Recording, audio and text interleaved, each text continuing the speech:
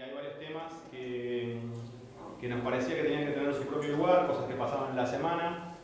Nos cuesta muchísimo absorber la intensidad y el significado de las cosas que pasaban en la semana. Queríamos dedicarle un espacio especial y nos pareció que también era interesante abrirlo tanto a lo que surja como a la mirada de Andrea.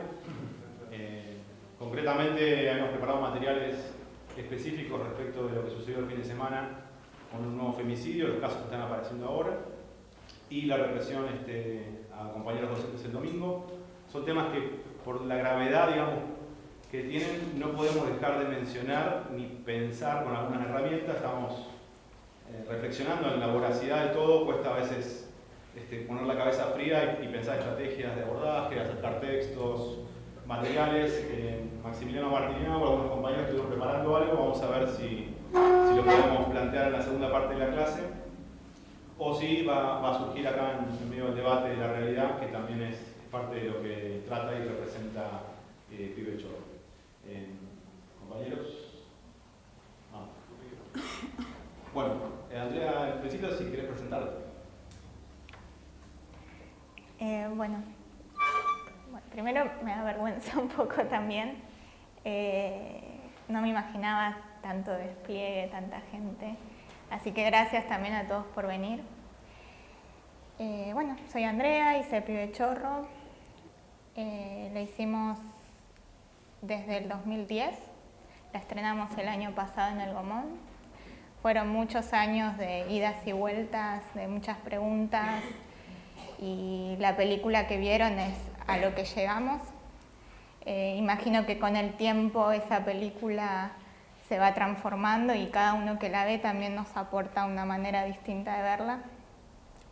Así que por eso también intentamos acompañar la mayoría de las proyecciones, por eso el esfuerzo también de venir. Me interesaba mucho en un espacio así de estudiantes de cine qué pasa, y jóvenes, qué pasa con esta película, que para mí fue un gran desafío porque fue mi primer intento de hacer una película, de Pibe Chorro. Y bueno, y también hice La larga noche de Francisco Santis en codirección, que empezó igual que Pibe Chorro, con una ilusión de hacer una película, con muchos años también encima de escribir junto con Francisco Márquez, de presentar a laboratorios, a concursos, a recibir no, hasta que logramos conseguir financiamiento y luego embarcarnos en la responsabilidad de hacer la mejor película posible, con también la responsabilidad de estar tocando un tema como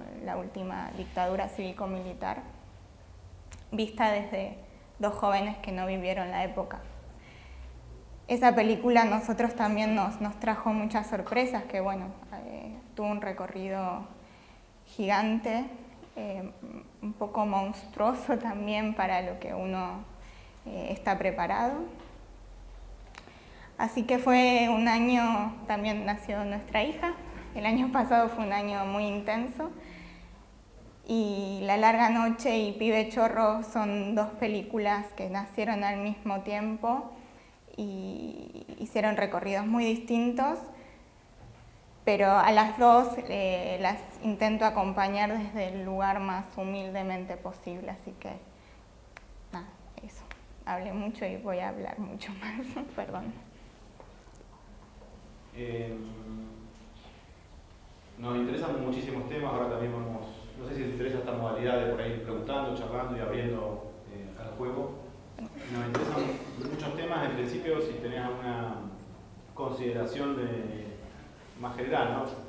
De nuestro lugar como realizadores ante algunos ejes de la realidad que nos sorprenden. En principio, bueno, a partir de una propuesta del compañero Maro Rodríguez, estamos tratando de incorporar herramientas para pensar la perspectiva de género y bueno, eso también nos interpela muchísimo como realizadores y ante una situación como la vivida el fin de semana es algo que era una pregunta que fue surgiendo, ¿no? Así, bueno, ¿cómo ves vos que debemos pararnos en tantos realizadores en esta coyuntura y en este debate sobre sobre cuestiones que son, por el lado de la teoría, son teóricas, pero en la práctica implica cuerpos, implica desapariciones, muertes, invisibilizaciones.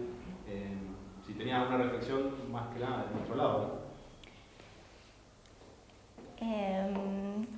Sí, lo pienso todo el tiempo, ¿no? Hay una palabra importante que dijiste que es la coyuntura, que me parece que sí nos empuja, ¿no? La coyuntura nos empuja todo el tiempo. O dejemos como una invitación de que la coyuntura nos empuje todo el tiempo a pensar lo que queremos hacer como realizadores audiovisuales. Pero me parece que hay algo que con Pibe Chorro nos pasó mucho, que es también poder tener la templanza de pararse un momento y concebir esto que vamos a hacer como una obra que va a perdurar en el tiempo, porque tuvimos mucho debate nosotros en el equipo si teníamos que, esto fue en el 2010 que empezamos, ¿no? Tenemos que hablar más de la baja de imputabilidad, tenemos que pegar al gobierno, tenemos que, como un montón de cosas que nos estaban empujando la coyuntura. Y por suerte en la discusión dijimos, bueno, no pongamos referencia de un año. ¿Qué pasa? Hoy se ve la película y sigue existiendo esos lazos, ¿no? Ese deterioro social, sigue habiendo muertes de pibes. Entonces me parece que justo ahora yo estoy empezando a desarrollar un nuevo documental, así como Pibe Chorro tiene protagonistas estas muertes de varones. Bueno, ¿qué pasa en sectores populares con las mujeres? Y me pregunto eso, ¿cómo son estas muertes, ¿no? Y bueno, elijo hablar del embarazo adolescente, elijo que quiero filmar en un hospital público porque siento que el Estado tiene que hacerse responsable de esta situación, pero siempre me pasa esto, decir, bueno, pero es las muertes de mujeres por abortos clandestinos la principal causa de muerte. Tendría que estar, si quiero hablar de las mujeres, tendría que estar hablando de los femicidios, de la violencia de género, y creo que es importante dejarnos atravesar por eso y es un proceso muy largo. Por ahí filmando en hospital igual recibo en una, no sé, imagino, ¿no? En una guardia alguna mujer golpeada. Bueno, la misma realidad y esa coyuntura va a ir llevando adelante la película. Entonces me parece que es muy importante tener como la conexión con el presente, pero también como pensar que esto que vamos a hacer se va a ver en otra parte del mundo seguro, se va a ver en otra época seguro. Entonces, como no hay que dejar de tener como un diálogo con el presente, con el pasado también y con un futuro. Digo, ahí siento que tiene que haber como permitirnos que la investigación, ¿no? haga quiebre una linealidad, que sea todo el tiempo un diálogo constante con la obra, una reflexión con lo que estoy haciendo, una reflexión desde dónde lo estoy haciendo, qué está pasando, pero también con las cosas que individualmente nos impulsan a hacerlo, ¿no? No sé si respondí un poco. Primero que nada, felicitaciones. Es uno de los documentales que más me gusta. Trata un tema que a mí me compete mucho, y esto que decís que trasciende épocas. Justamente ayer fue la sentencia del asesino de Omar Cigarán, que fue un policía y fue absuelto. Entonces me llama mucho la atención esto de que lo podemos ver durante 20 años y creo que va a seguir teniendo el mismo sentido que 20 años antes. ¿Cómo fue vos pararte como realizadora frente a una institución, o sea, denunciar una institución tan fuerte como es la policía? Es para mí una de las grandes dudas que tengo.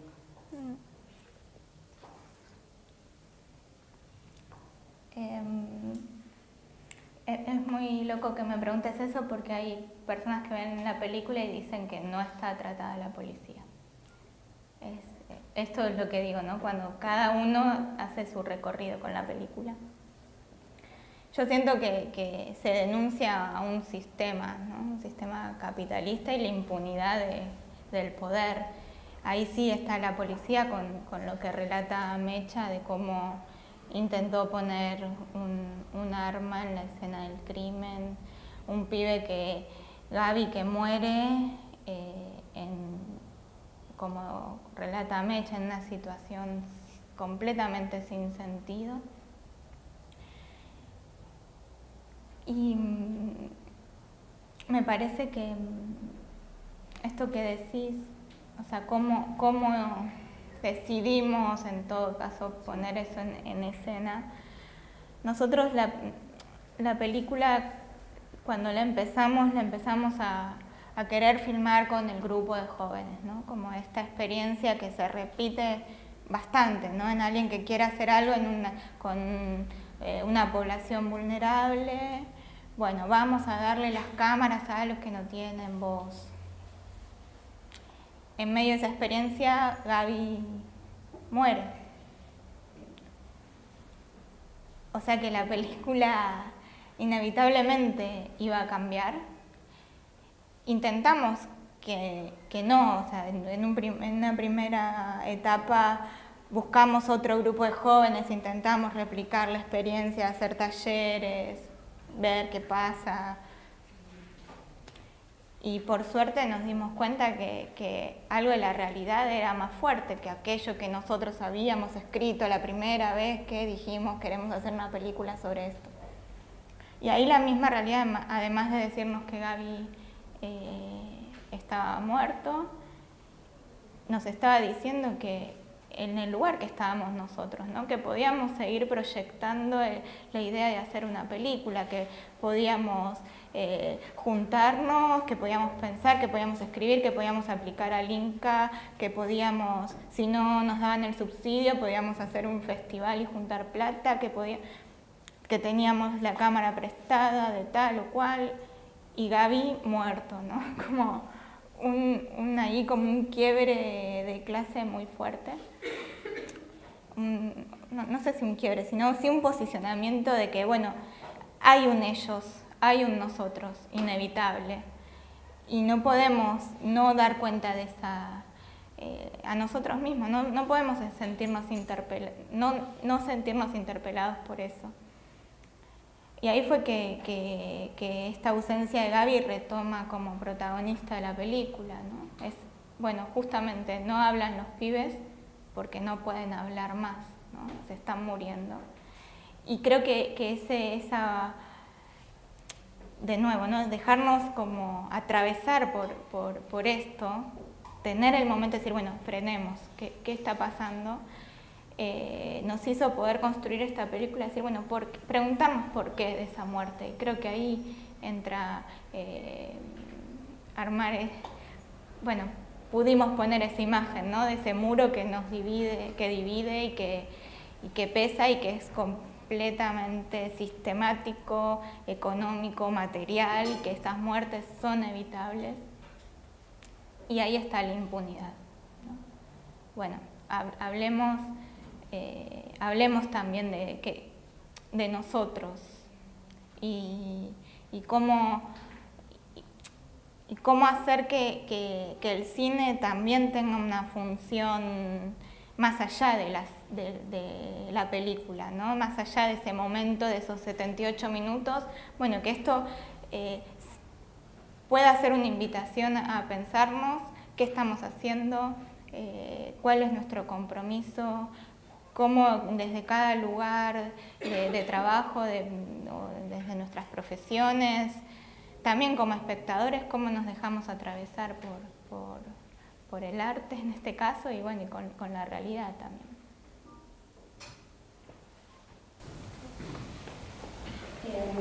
Tengo entendido que el Pibe Chorro tiene un equipo de producción, no solo de cineastas, sino de trabajadores sociales, puede ser.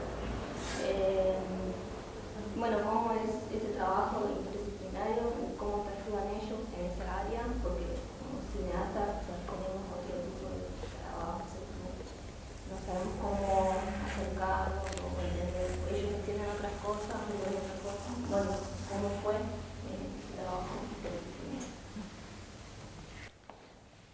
fue un trabajo hiper necesario por esto mismo que estás diciendo.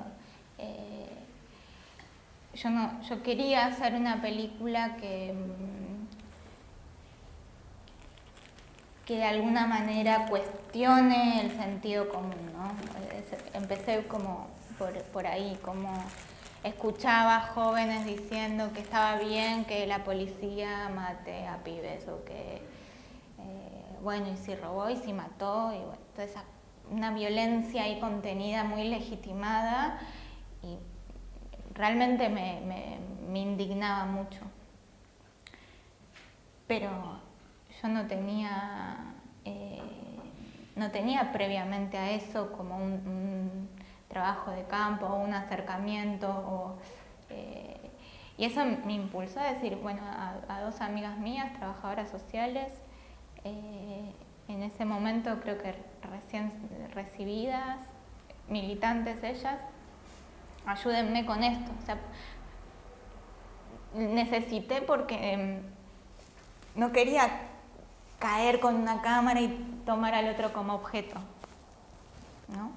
Me acordé antes en el café cuando hablábamos, un profesor que tuve me decía, qué fácil es ir a filmar a los pobres, ¿no? O sea, haríamos como cuestionando, ¿qué pasa si queremos hacer un documental sobre ricos? ¿Sería tan fácil entrar a una casa? De hecho, cuando hicimos el plano ese del dron, fue completamente sin permiso y fue de este lado. O sea, imagínense si quisiésemos hacerlo del lado del country, ¿no? Entonces siento que esa pregunta que me hizo una vez ese profesor me sigue resonando, ¿no? Entonces, para ir a filmar al pobre, lo digo así como medio bruto para que quede marcado, ¿no? No quiero ir a filmarlo como un objeto. Entonces, a partir de ahí fue que digo, bueno, ¿cómo podemos acercarnos? ¿Cómo podemos que sean parte de la película? Después, si Gaby no hubiese muerto, hubiese sido otra película y también por ahí hubiesen salido otros interrogantes como... Porque un día vi una película también de un grupo de chicos de la calle que les dan las cámaras y qué sé yo, pero después los títulos es director, directora, tal. Pero yo me preguntaba, ¿no? Si les diste la cámara y es la voz de los que no tienen voz, ¿por qué no figuran ellos como directores, no? Imagino que me hubiese preguntado eso. Entonces el equipo interdisciplinario, me fui un poco por las ramas, pero me ayudó a tener una instancia de debate constante en nuestra práctica, creo yo. Y ahora acompañan la película. Después también como aprendimos mutuamente, o sea, una de las chicas terminó haciendo producción, es la que lleva adelante como un montón de cuestiones administrativas, y todos en esa mesa de trabajo donde los roles se mezclaban un poco porque no era como un trabajo, un equipo más común, sino que bueno, más o menos íbamos dividiendo tareas.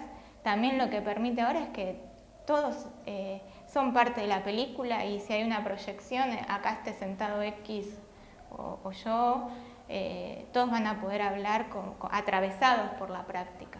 Y eso se dio por este equipo, de una mesa constante de trabajo y diálogo y de cuestionamiento y sí, de poner en la mesa todo lo que estábamos emprendiendo.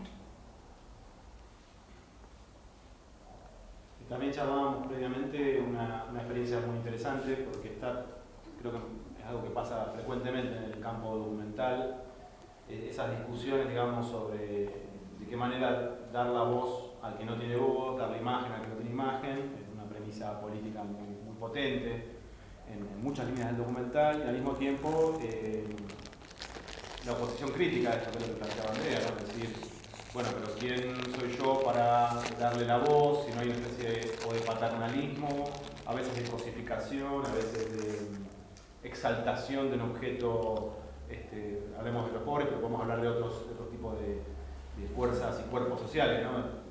hablar de los pobres de un modo endulzado, totalmente ideológico en el sentido de falso, ¿no? Pero algo de esto, digamos, tenía que ver con asumir, y charlamos esto con Andrea, que ellos habían asumido una posición, habían dicho, bueno, nosotros somos, por decirlo así, ¿no? Por llevarlo al nivel clásico de la lucha de clases, somos clase media, y nos estamos intentando dar cuenta de esta división que existe y de qué manera producir algún tipo de grieta en esa división y poder dar cuenta, y asumir eso y desde ahí hablar, no querer tomar el lugar o sentirme que yo también soy un pibe chorro más, digamos. Debates, digamos, muy comunes en la enunciación documental, y sin embargo había pasado algo que te pido que cuentes en el Gaumont con un pibe que vivía en la plaza, ¿no? Sí, bueno, la peli estuvo varias semanas en el Cine Gaumont, ahí enfrente de la Plaza Congreso. Y no sé si han ido, y siempre hay algunos de los pibes que viven en la calle en las funciones, que van a dormir o a, bueno, nada, hacer parte de su vida también, ir al cine. Y acá entró un pibe, ya era un poco más grande, un hombre, que salió con los ojos así como muy lloroso, y se acercó a hablarme. Nosotros íbamos a todas las funciones para tener después como un diálogo con la gente, las que se querían quedar a hablar o bueno, nada, estar ahí. Y nada, y se me acercó a decirme gracias por la película. O sea, yo lo cuento porque, no porque me haya dicho gracias, sino por el hecho de, él me dijo, yo desde los 5 años que ando boyando en institutos, ahora vivo acá en la plaza y esta película habla de mí.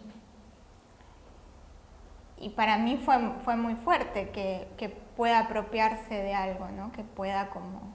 Bueno, hay algo de la verdad, no sé si se puede decir verdad, que lo atravesó, una realidad que lo atravesó y que pudo también formar parte de esa experiencia de ver la película.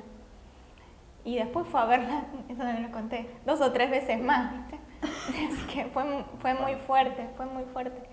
Y también cuando la pasamos en cárceles también nos pasa mucho eso. Que al principio los jóvenes, fuimos a 3 instituciones, al principio están un poco dispersos, no le dan bola, hasta que habla Mecha en la reunión de delegados.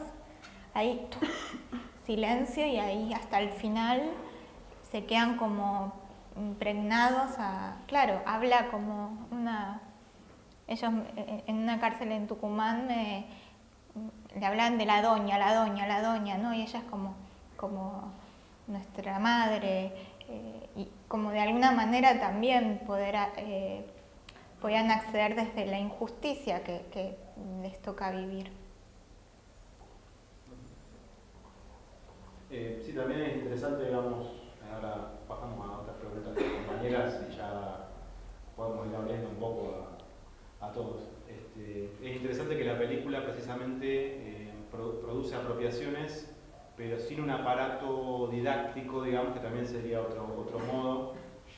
Nosotros charlábamos con los compañeros de que este acercamiento al ensayo, en el que la película se escribe, deja como espacios en donde uno puede realmente tener un gran espacio para reflexionar, para debatir, para quedarse con cosas y saltarlas en discusiones posteriores, pero también puede pasar que al no estar ese aparato didáctico que puede haber, por ejemplo, en un documental sobre la criminalización de los jóvenes, de los niños, la baja de la edad, donde uno tiene una voz en off o tiene entrevistados que nos van conduciendo muy claramente y van armando toda una línea informativo-periodística.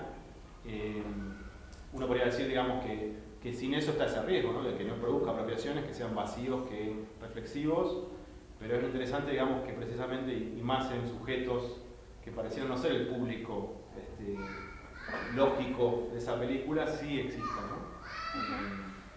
Esto porque también viene a cuento, digamos, como esto de la revisión reflexiva de nuestras prácticas, de nuestro lugar como realizadores, de los espacios de circulación donde por ahí también nosotros a veces, en el campo documental, por ejemplo, producimos obras que tienen como destinatario implícito, más o menos planeado, en algunos casos, ¿no?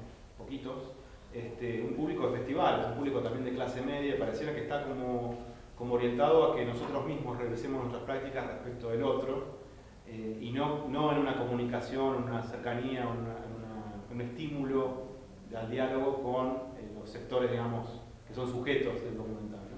¿Vos cómo ves eso? Porque pensaba por lo del Bafisi, ¿no? Que es un espacio, digamos, tan a veces interpelado respecto de qué tipo de producciones, se generan qué tipo de respuestas públicos, y vos y tu compañero creo que han dicho que es un espacio que ustedes quieren muchísimo, que se han formado ahí, ¿no? ¿Cómo ves esta comunicación sobre estas temáticas sin que digas nada de la gente del Bafisi, pero digamos en los festivales en Cannes, por ejemplo, ¿no? ¿Qué pasa con una película donde se toma el tema de jóvenes institucionalizados en un festival que tiene un montón de circulaciones, ¿no? Que estuvo La Larga Noche. Por ejemplo, el Capanora del Bafisi, ¿no? Supongamos que Pibe Chorro va a Cannes, digamos, ¿no? ¿Qué sucede ahí? Porque ahí está el mundo del cine, pero hay un sujetos sociales que no van a Cannes, digamos.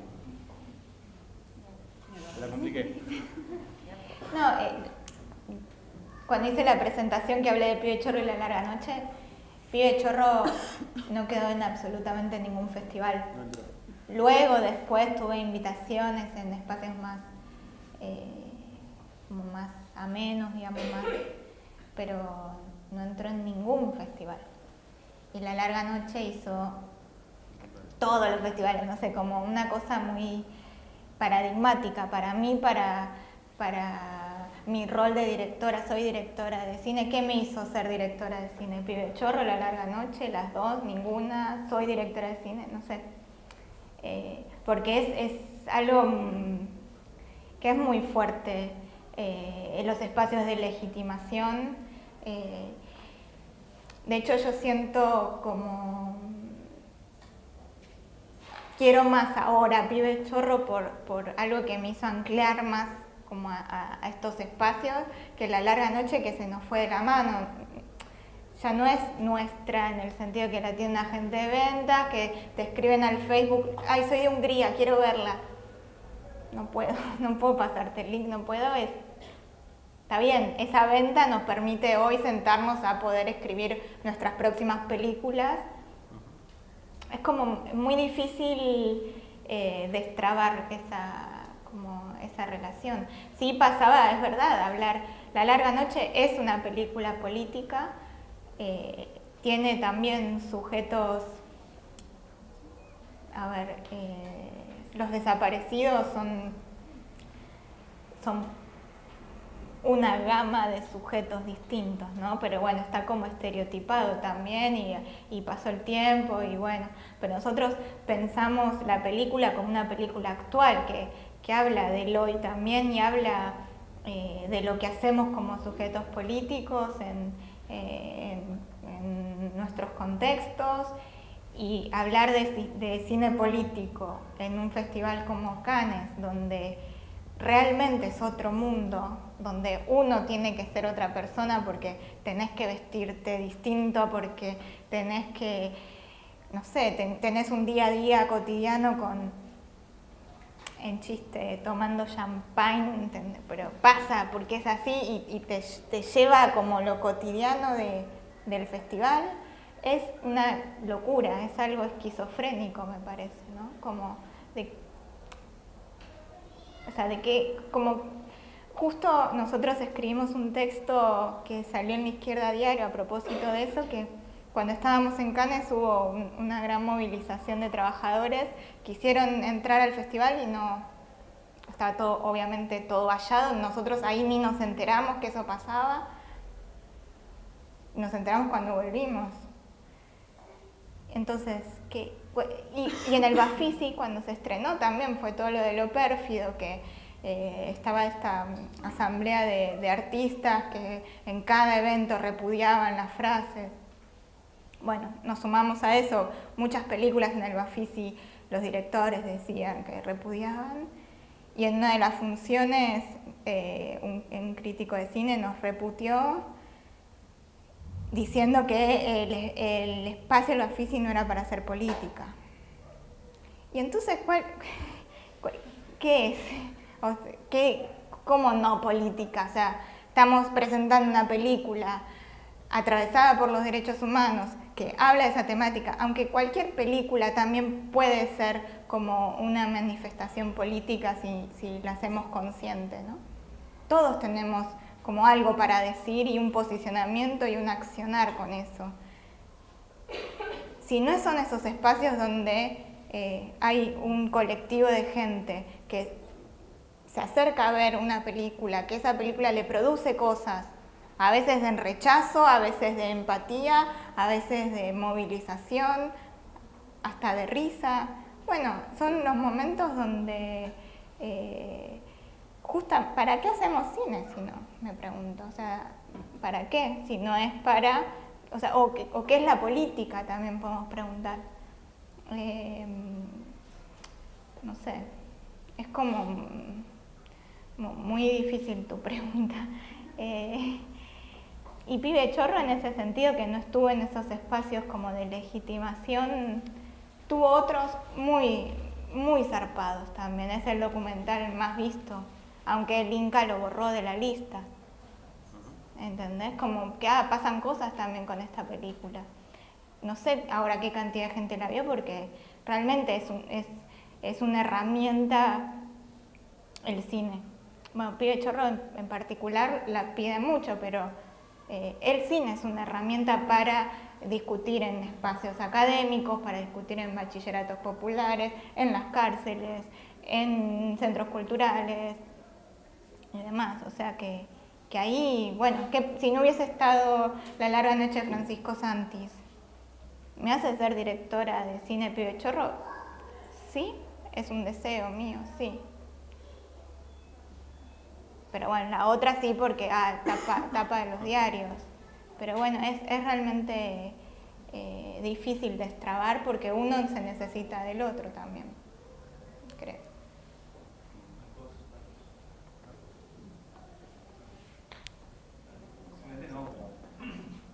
Yo sé que aquí hablamos bastante de lo que acabas de mencionar, simplemente es una acotación. No puede existir por parte de un crítico un cuestionamiento a tu posición política en relación a tu película o en ese momento, cuando, digo, en todos los países, pero en este país se ve muy claro que el posicionamiento político y la doctrina política también se ejerce a través de la crítica, de una manera clara, o sea, ejerciendo de manera, o sea, hay que ser conscientes que no solamente al hacer una película se baja una línea o uno se posiciona. Los críticos en este país son los primeros que están marcando determinadas tendencias y que están invisibilizando determinadas cosas. O sea, me parece especialmente cínico el comentario por su parte. Sí, ahí vamos a contextualizar esto de Lo Pérfido porque tiene ya un tiempo, un año, ¿no? Hace un año. Sí, un año. En ese momento Darío Lo Pérfido era el responsable de cultura de la ciudad de Buenos Aires y dijo precisamente, digamos, que con este debate con esta chicana, digamos, de no son 30.000, él vino como a tratar de justificar, o su discurso no fueron 30.000, un discurso negacionista, fue repudiado, digamos, por gran parte del ala cultural en su momento y de derechos humanos y otros sectores, y en el Bafisi se armó esta discusión, pero justo estaba digamos, una figura muy conocida de la crítica, Quintín, que fue director durante muchos años de la revista El Amante, una especie de padre de gran parte de la crítica argentina en los 90, que ha tomado una posición política muy clara también en los últimos años, y en medio de la declaración, que también compartían otros directores, justo les tocó a ellos, me parece, este exabrupto, y creo que también se sumó, que nos recordaba Ramiro, Mariano Ginás también, le contestó a Quintín posteriormente respecto, digamos, del rol nuestro, digamos, como agentes culturales, como intelectuales, como realizadores, de una discusión política. Era un secretario de Cultura en un festival que es un evento cultural de Ciudad de Buenos Aires, es un evento oficial, y la película, digamos, que rondaba muchísimo estas cuestiones.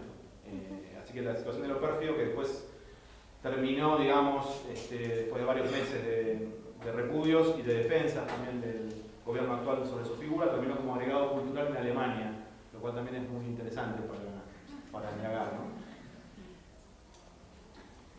ahora que estamos hablando de las pantallas y el repudio, ¿cómo fue que tomaste la censura que tuvo en Rosario por el tema del subtítulo nada más y la inseguridad que vivía Rosario en ese momento? Y también otro detalle que en internet figura como ópera prima La larga noche y no Pibe Chorro. O sea, como se sigue censurando la película a través de que ya se estrenó y ya la vio muchísima gente.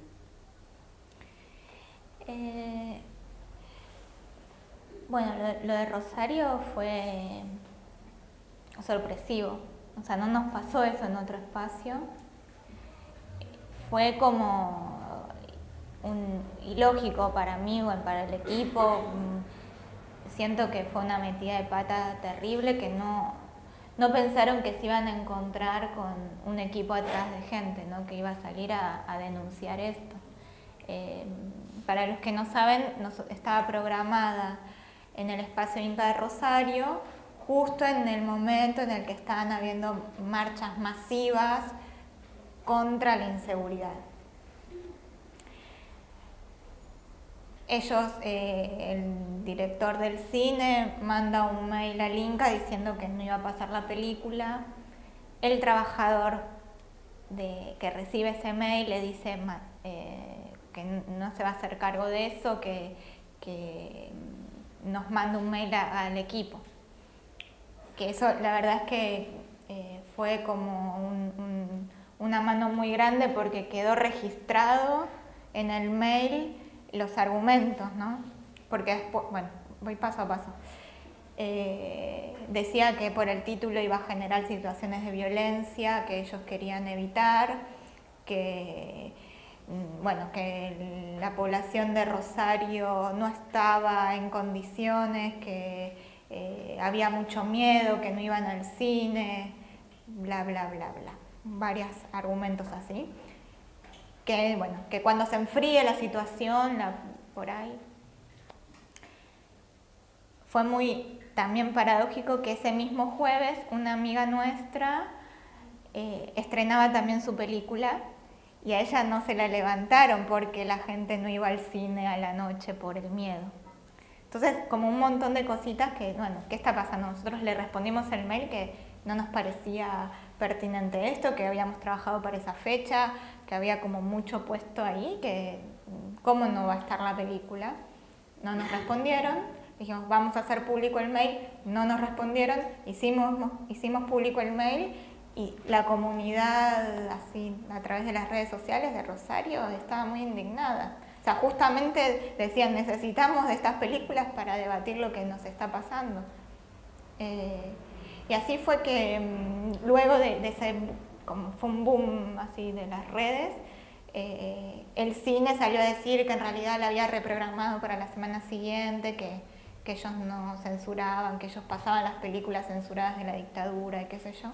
En una nota en una entrevista en una radio de Rosario, me llaman, doy la nota, me dejan ahí escuchando, lo llaman al director de este cine, y él empieza a decir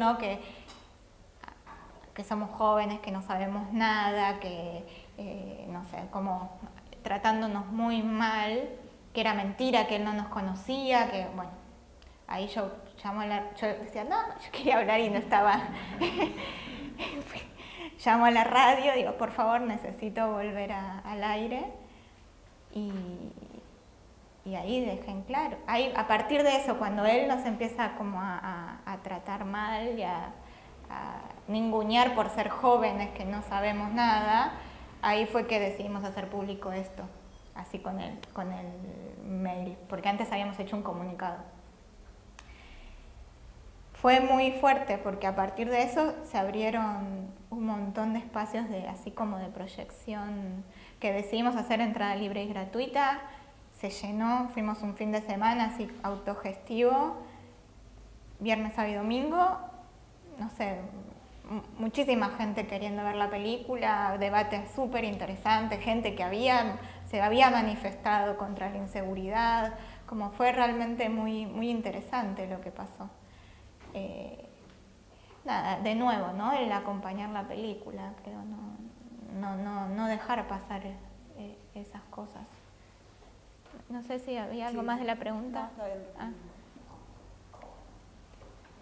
Bueno, vos hablaste ya un poco de la función del cine en la sociedad, más con los contextos. El documental se corre un poco de los modos más comunes y cómo trabajar en eso para llegar a eso, como contabas del chico de la calle, que se acercó, cómo atravesar a distintas personas de distintas perspectivas, tanto con recursos estéticos, artísticos, el poeta que aparece dentro de su temas, que también tiene como algo de filósofo, poeta, y bueno, eso.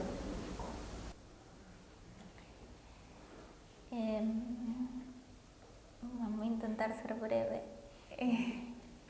La película yo siempre la pensé como una película que no quería que sea un documental clásico televisivo, no quería seguir estigmatizando con las imágenes, tenía como dogmas, no sé, como sensaciones que no se me iban borrando, ¿no? Que no quería ver chicos encerrados,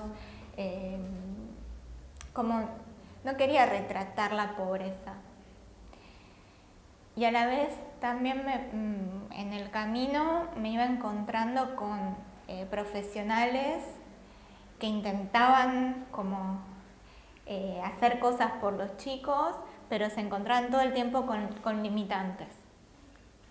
Entonces como esa sensación física de quiebre y por un lado de una imposibilidad de un camino recto hacia la resolución del problema, algo de ninguno tenía una verdad, o sea, de hecho, si prestan atención, decidimos en montaje dejar los momentos donde ellos se encuentran con sus propias preguntas, o sea, el abogado, defensor de menores, se encuentra con ese dilema de yo lucho por darle la libertad a los que están ilegalmente presos, porque son institutos de menores, pero de régimen cerrado. No deberían estar presos, lucho por eso, pero son los mismos pibes que me dicen, no me quiero ir. Digo, esa contradicción casi irresoluble, esa angustia de él, bueno, ¿qué hago? ¿Qué hago? Bueno, y hay algo de su vocación, de su ideología, de su... no sé, sí, de su pulsión de vida, de seguir luchando contra las injusticias. La cátedra de derechos humanos diciendo, ¿no es una estafa hablar de derechos humanos a pibes que están tan privados de derechos?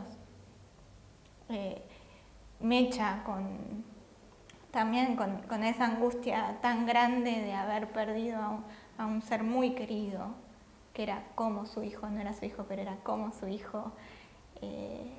También cómo atravesar ese dolor y esa angustia. No sentía que todo esto, a ver, no es que desde el principio es bueno, así va a ser la película y así es el guión, sino que todas como la experiencia real, concreta, física de lo que iba pasando me iba llevando a tomar las decisiones.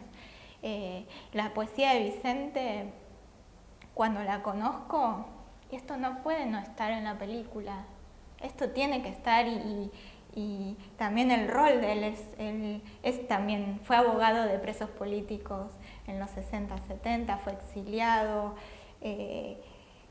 tiene años y años y años trabajando sobre la filosofía de la pobreza, es un hombre, no sé, un sabio, que también con su sabiduría se dejó como atravesar por nosotros y por la película, o sea, no sé cómo explicarlo, como se armó como no me gusta esta palabra, pero la voy a usar, una comunión ahí de estas sensaciones, estas desnudez de las contradicciones, de los límites, de las angustias, pero aún así la necesidad de todos los que participamos de que esto tiene que cambiar. Entonces, la película no podía ser una verdad ya resuelta, no podía ser discursos ya cerrados, el espacio del arte, la poesía, los dibujos. No sé, yo siempre cuando intento hablar de la película digo que es como unos fragmentos, como que es una película,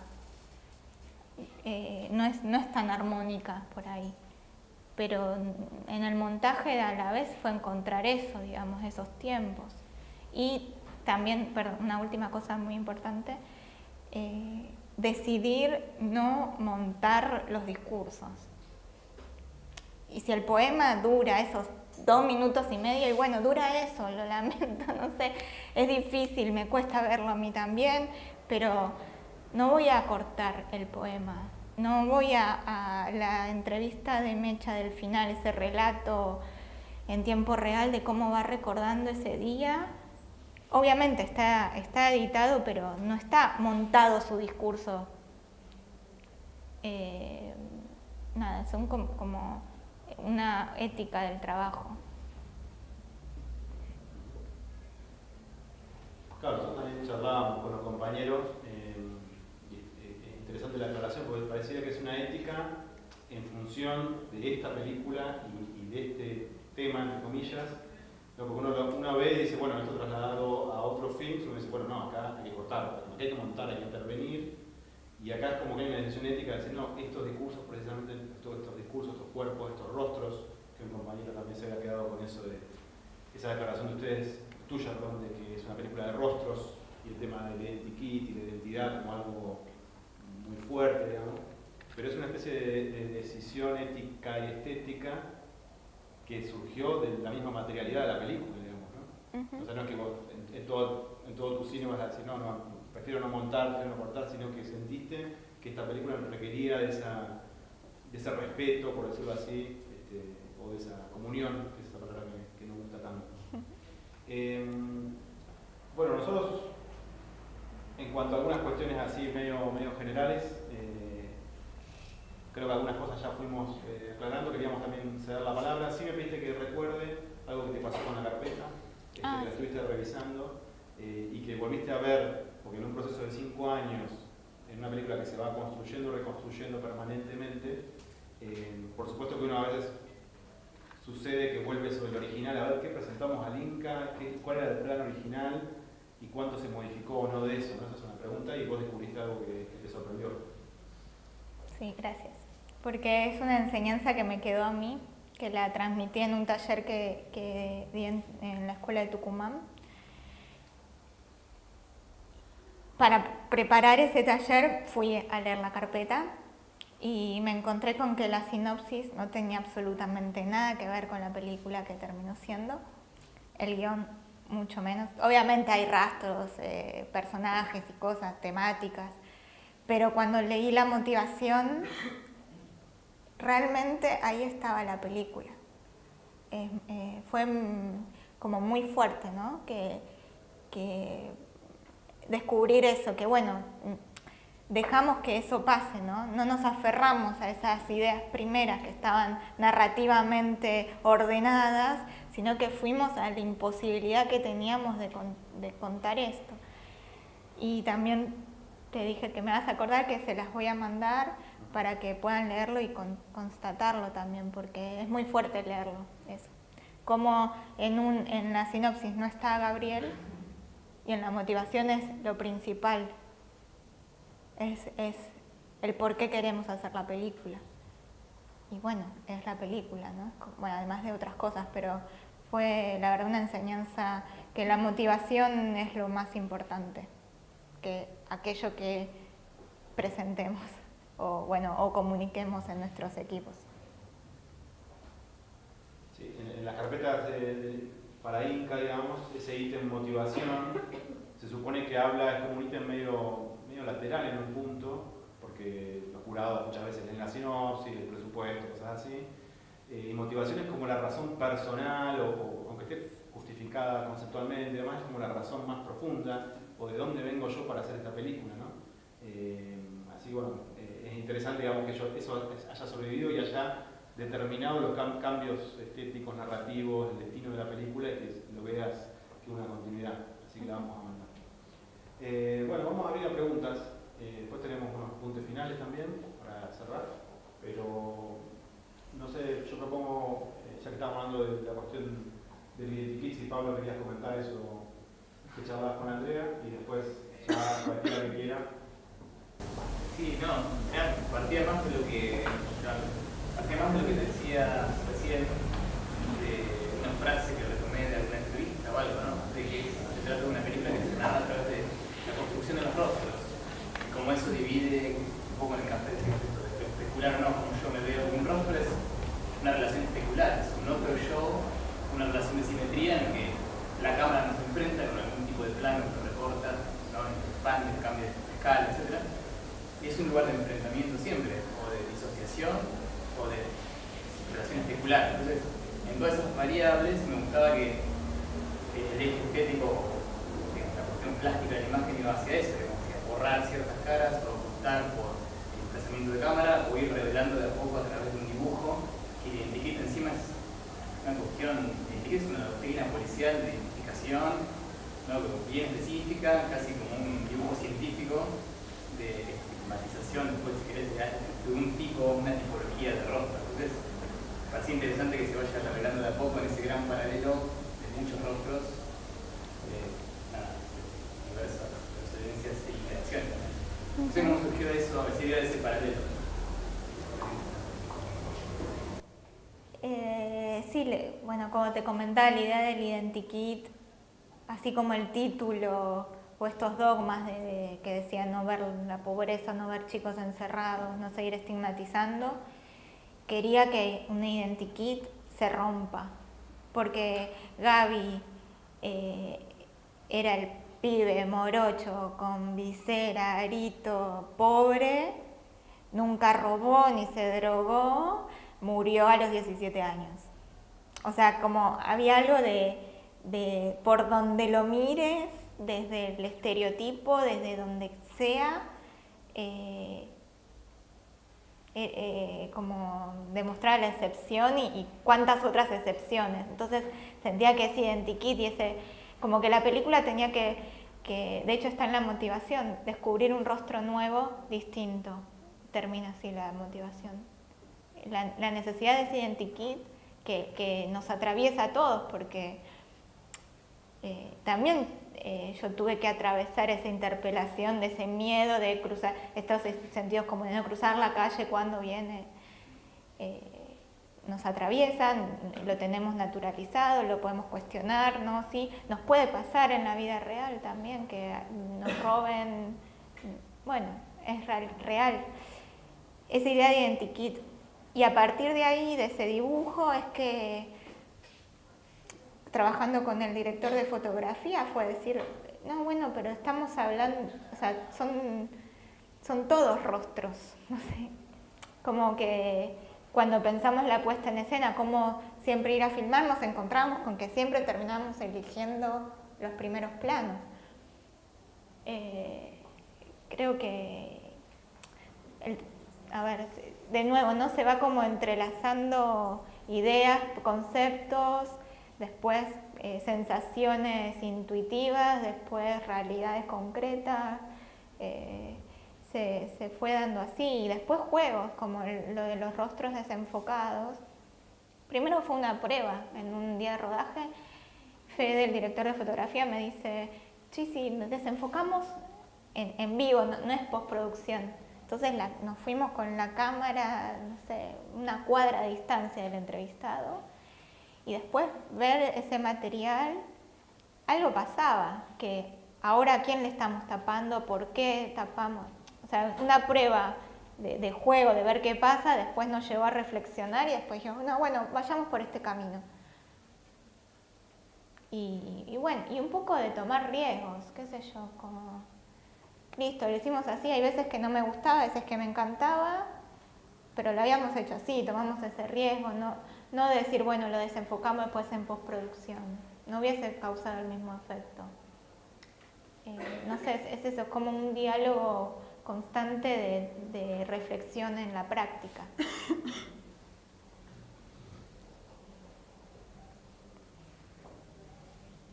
Quizás ligado a eso que decías recién que terminaste con la interesante el nombre de la productora y por qué deciden formar un grupo que se llama Pensar con las Manos, digamos, cuál es de alguna manera la motivación que lo lleva, que creo que está muy vinculado con lo que estabas contando.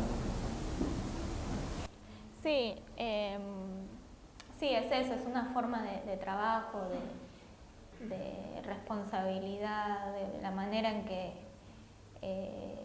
creemos que se deben hacer las cosas, como muy,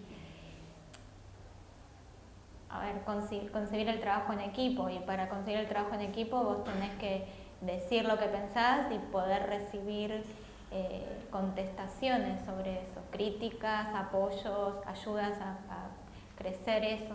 No, yo no tengo una verdad cerrada, yo tengo ideas, intuiciones, las pongo hacia afuera, hay gente que eso le replica, que me hace crecer eso, que se coordina un trabajo, y de esa manera creo que se genera una pieza que tiene esos espacios abiertos para aquel que también lo ve, que también es una persona que también tiene su forma de pensar, que también tiene su experiencia, que también tiene algo para decir.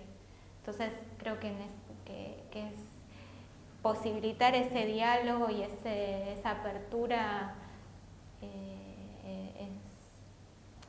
es primordial para todo, me parece, no solamente para el arte. Entonces pensar con las manos es una actividad activa con lo que hacemos, algo activo. No sé si responde.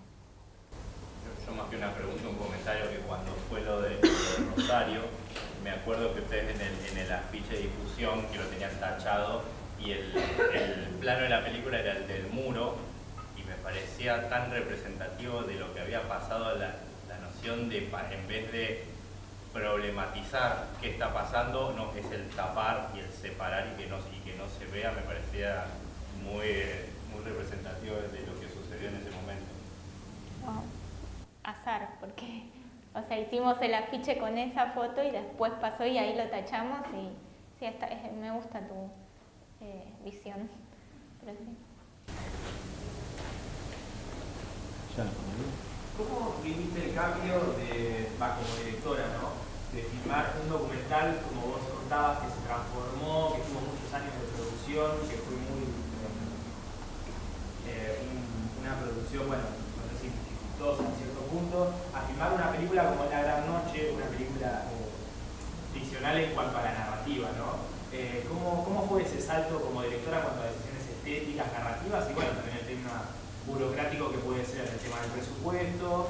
La película está Diego Velázquez, que es un actor que está medio emergiendo, que tiene su buena película, entonces también cómo el salto más laboral entre las diferencias entre haber trabajado en Pibe Chorro y La Gran Noche, esa es mi pregunta.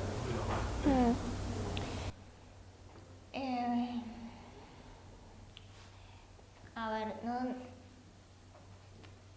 no tuve mucho tiempo de reflexión sobre eso, o sea, muy en lo que se fue dando, porque el armado final de Pibe Chorro fue, no sé si 2 meses antes de entrar en la preproducción como que son 2 películas que se fueron haciendo en tiempos distintos, porque Pibe Chorro no es que tuvo como la ficción una escritura, una preproducción, un rodaje, una postproducción, fue todo mucho más mezclado, y La Larga Noche sí tuvo como tiempos más, obviamente, más acotados y más determinados. Hay algo de la exposición frente a un equipo. La Larga Noche fue también una película chica, o sea, más grande, era un equipo de 23 personas. Pibe Chorro éramos 7. Y ya con lazos de amistad muy fuertes. La peli de ficción seguimos trabajando con amigos principalmente, pero empezaban a ver gente desconocida, ¿no? El nivel de exposición fue mucho mayor. el trabajo interno también de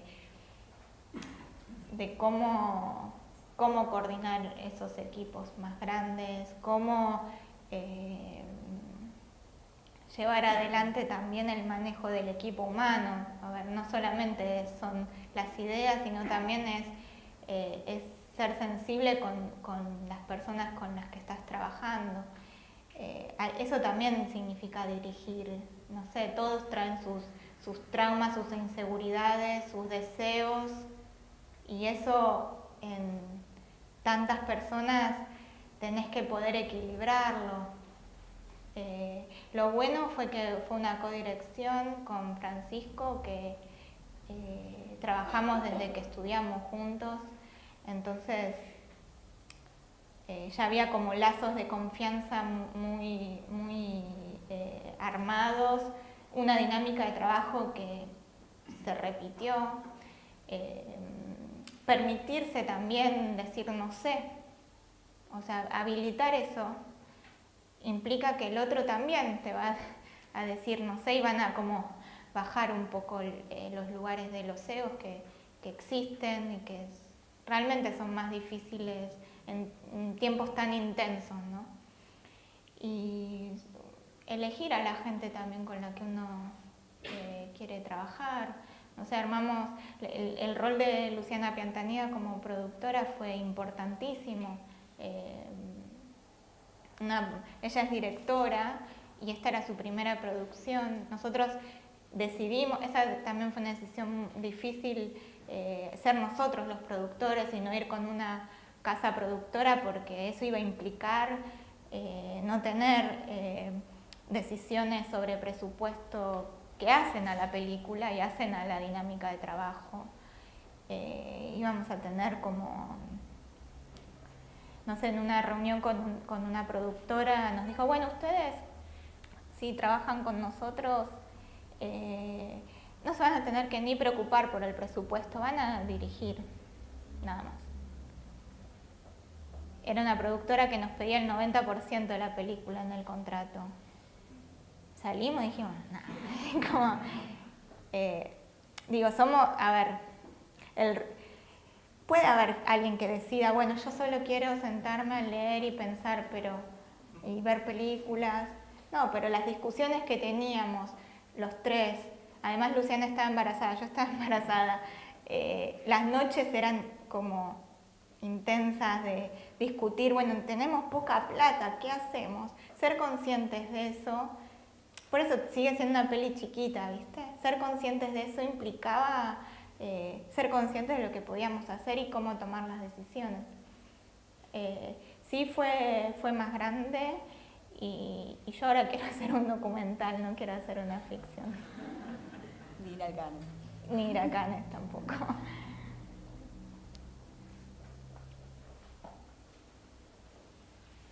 Yo puedo hacer una pregunta. A mí me interesaría saber qué te pasa a vos si hoy en día te pones a ver películas. Me pasó el año pasado ir a ver una película, una ópera prima, y que el director contaba que él no podía disfrutar de su película, él sentía que como que veía los hilos o se ponía a pensar que esto lo podría haber hecho mejor.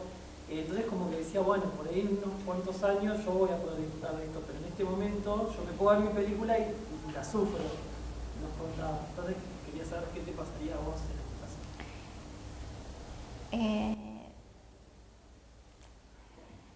Me pasa que todavía no pasó tiempo, me parece.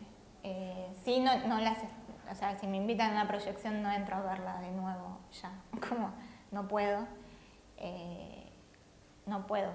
Entonces, no digo que sí, la he visto un montón de veces, las dos, y me han pasado esas cosas, como, ay, acá me siento incómoda. No tengo todavía la conciencia de cómo lo hubiese hecho. Es lo que es, y hay cosas que me las banco más, hay otras que me meto, que me acuerdo lo que sentíamos en ese momento, y hay otras que seguramente, o sea, de hecho, ahora emprendiendo muy de a poco un nuevo proyecto, siempre voy a pensar las otras experiencias. Sobre eso quiero hacer algo nuevo, dialogando con eso que hice. No voy a poder cambiar lo que ya hice. Sí les tengo obviamente mucho amor, pero sí, no las puedo ver ya así como de una mirada crítica consciente, digamos. Y sí, me pasan cosas que no me gustan, seguro, porque es un crecimiento también, es un crecimiento.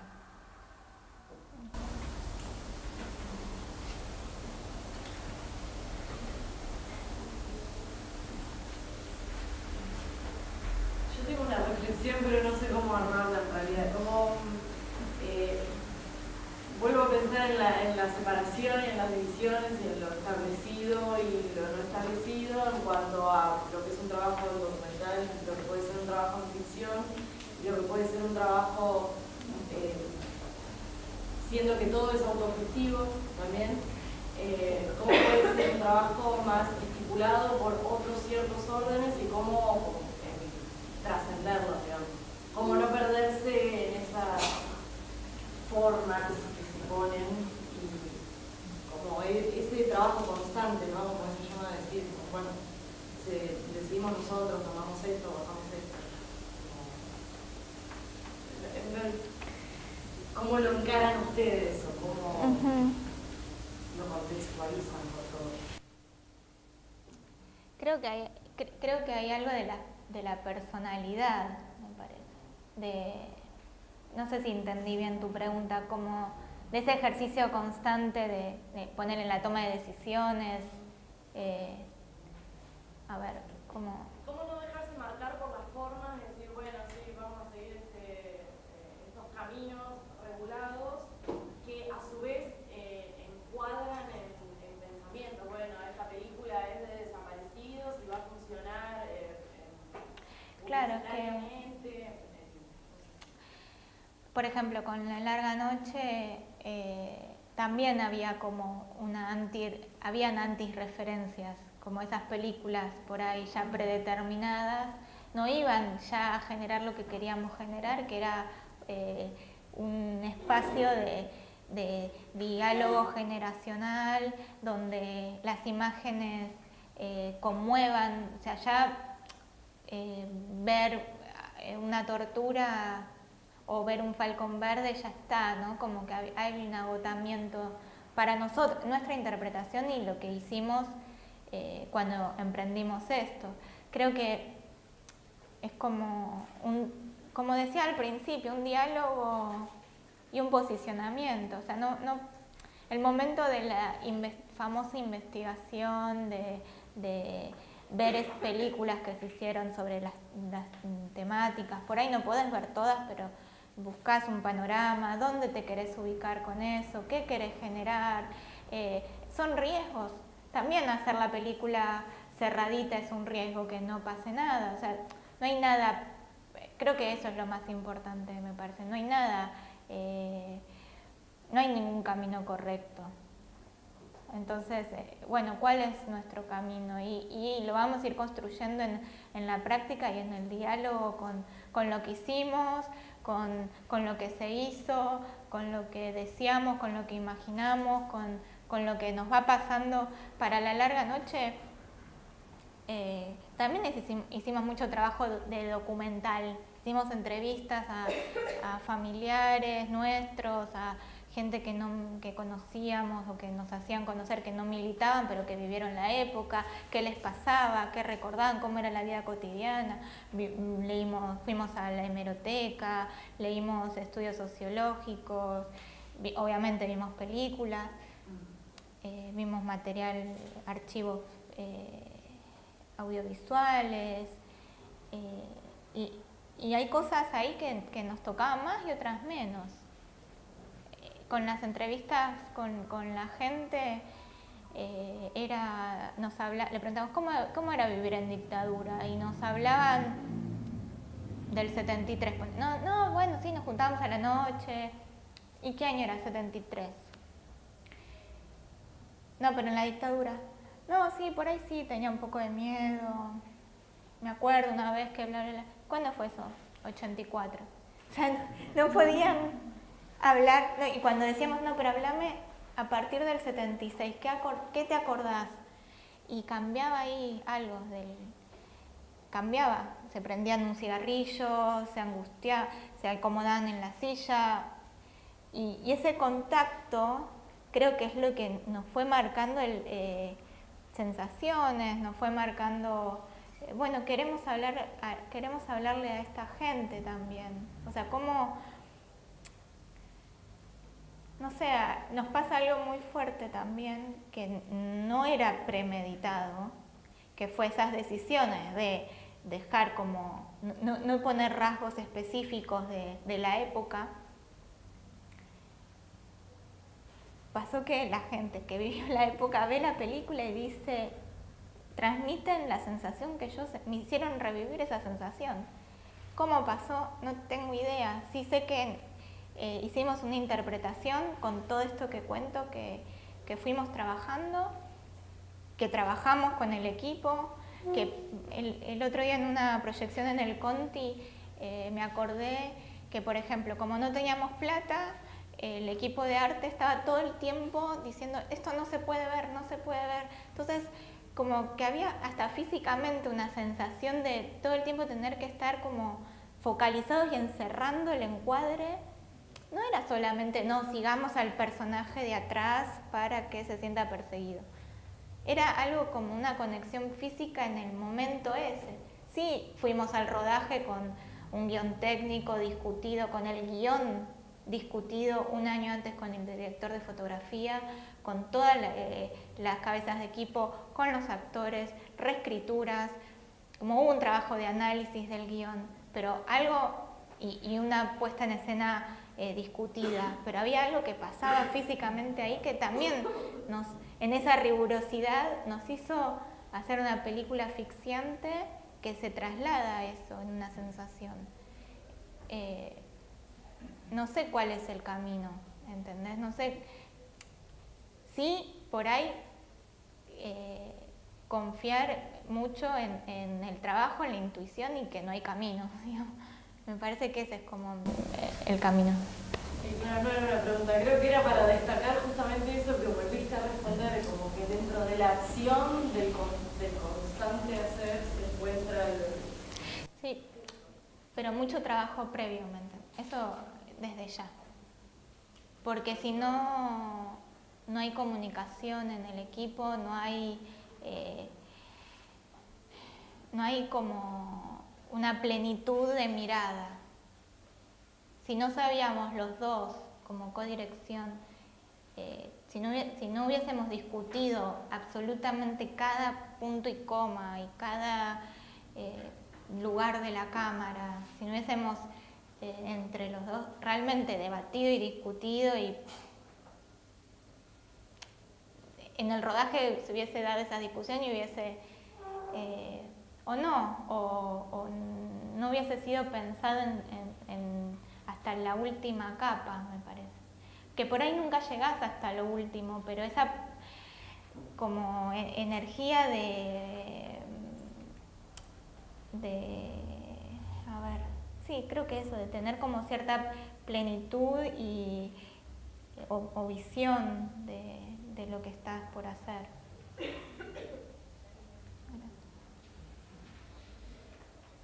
Hacemos un par de preguntas más.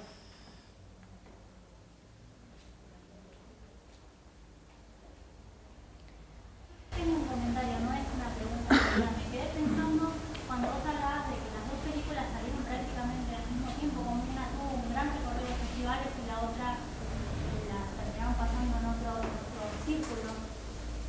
Yo no sé si está hablando de el hecho de que se permita pasar películas sobre los desaparecidos, sobre la dictadura, está hablando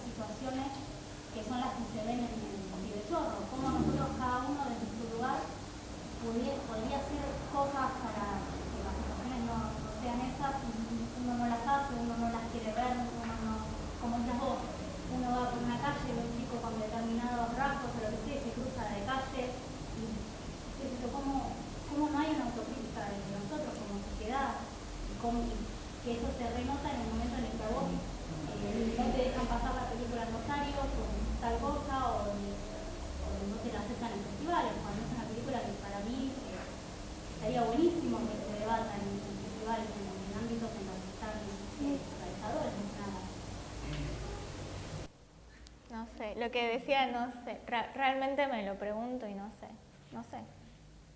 Obviamente pasé por un montón de situaciones de ay, que es una película que no sirve para nada, que no sé qué, como me llené un montón de respuestas que o eso, o no gusta. Pero bueno, mirá para el otro lado, Andy, como mirá lo que sí genera en otros espacios. Y la verdad es que realmente no sé por qué una sí y otra no. Como que siento que quizás dentro de ese circuito de realizadores también existe ese prejuicio hacia ciertas temáticas que se tocan. Es como que me genera eso, es decir, bueno, pará, el festival es de Bafisi o cualquier otro festival. Nosotros somos realizadores, estamos atravesados por la realidad. Tenemos que ver que también existen otras cosas distintas a las que nosotros elegimos comentar y que reciban premios y aplausos. Es como una situación muy egoísta del realizador, que no dejar ni siquiera competir. No sabes qué recepción va a tener, si la gente va a ir a verla, si realmente lo va a movilizar o no. Decidir directamente ningunearla, censurarla o... Sí, a ver, acá, porque en lo personal son 2 películas, ¿no? O sea, ¿cuántas películas le pasan también lo mismo, o por un lado o por el otro, o un camino más trunco? Entiendo que también es difícil la selección. Sí, por ahí está bueno esto de cuáles son los criterios de selección. No sé, como que por ahí lo que nos toca es no enfocarnos en que sí entre en un festival. Quizás eso empieza a... Un amigo nuestro, Maxi, decía, los festivales van a ser como realmente espacios buenos cuando dejen de haber competencias, por ejemplo. Digo, es cierto, ¿por qué no es un momento de ver películas? ¿Por qué esa necesidad de competir y de dar premios? Y no sé, por ahí tiene que cambiar más desde lo que buscamos. Para mí fue un aprendizaje realmente de, bueno, la película terminada, bueno, tiene que quedar en festivales, como algo del devenir. Y hay algo que sí, tiene que ganar ahora con este nuevo plan de fomento, lamentablemente tenemos que competir. La ventana abierta está para las grandes productoras. Los que no tenemos, bueno, nosotros ahora avanzamos un casillero, pero los que no tienen películas hechas tienen que ir a concurso. Entonces tenés que competir y bueno, ahí nos tendríamos que haber movilizado para frenar este nuevo plan de fomento. Como que hay algo de que se impone una lógica del mercado. ¿La aceptamos? ¿No? ¿Qué hacemos ahí? Bueno, pero repito, es difícil y es contradictorio porque que La Larga Noche haya entrado en Cannes no significa a nosotros una posibilidad real y concreta de trabajar, de hacer cine por lo menos 2 años. Este año escribir el proyecto, presentarlo a ver si sale. Porque también es un trabajo difícil, qué sé yo, no sé. Es como muy para preguntarnos todos, ¿sí? Tal cual, ¿qué son esos espacios de legitimación?